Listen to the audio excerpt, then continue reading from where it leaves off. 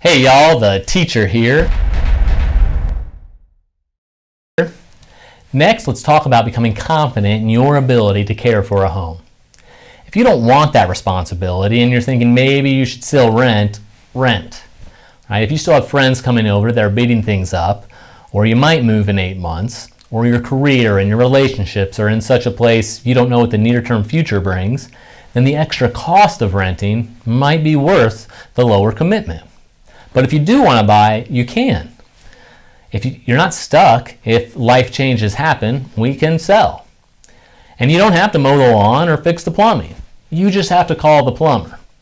If there's a slow roof leak, you need to address that before a small problem becomes a bigger and more expensive one. You want to take care of your asset.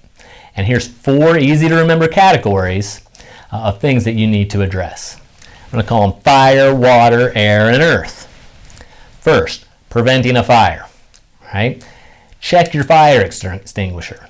First, make sure you have one, but then check it periodically. Those things don't last forever. Check your smoke detectors once a month. Make sure they work. If you see a light flickering, that could be a short-circuited wire, and an electrical problem is a cause of some house fires. Also, there's your dryer exhaust vent. You know that lint you pull out of the front? Well, that also goes out the back and eventually gets blown out of your house. And if that vent is clogged, then the heat of the dryer could ignite that lint, causing a fire. Next is water. All right, water causes all sorts of problems. So first, we want to check the primary sources of water leaks. Under the sink, or the shower, or the tub, or your washing machine, or water heater. Anytime you see a little drip, get someone out there to prevent that little drip becoming a big problem. Are there freezing temperatures about to come your way? Okay, water expands as it freezes, and so if a pipe is full of water, when it freezes, it could burst the pipe. So if really cold temperatures are coming, you want to leave an outside spigot and an inside faucet on a real slow drip so that the water that's moving is less likely to freeze. Also, have your gutters cleaned. Right? If that's full of leaves or anything else and the water's going overflowing as opposed to going down the downspouts and out to a safe place, then water is the cause of a lot of different types of damage, and we want to prevent that from happening. Next is air, namely the air in the house that you're breathing in. So the number one thing to do is change your air filters once a month in your HVAC units. Okay, when those get completely packed up with dirt, the very thing that they're meant to collect, if they're overloaded, dust is going to make it through there and people in your house will be breathing that in.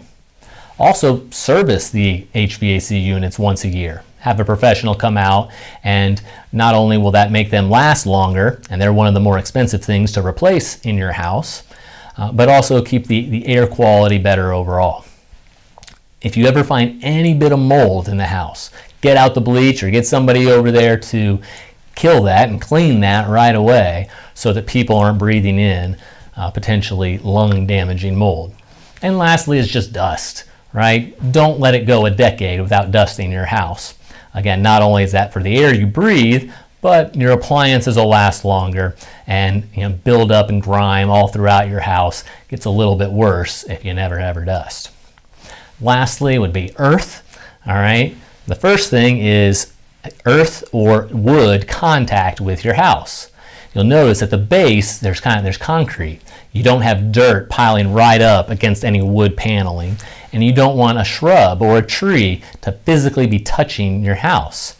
That is the path that termites follow to get in and eat the wood out of which your house is made.